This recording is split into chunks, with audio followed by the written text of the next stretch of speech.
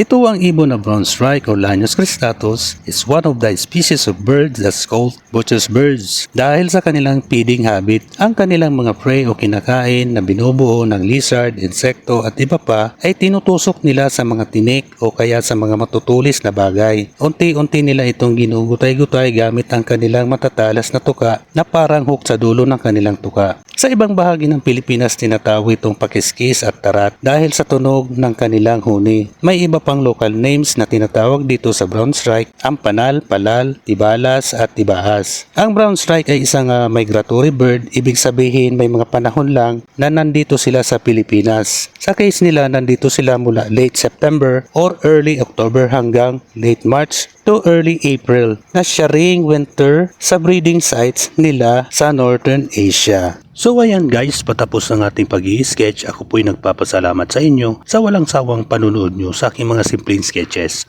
So ayan guys, tapos na nga po. Maraming salamat.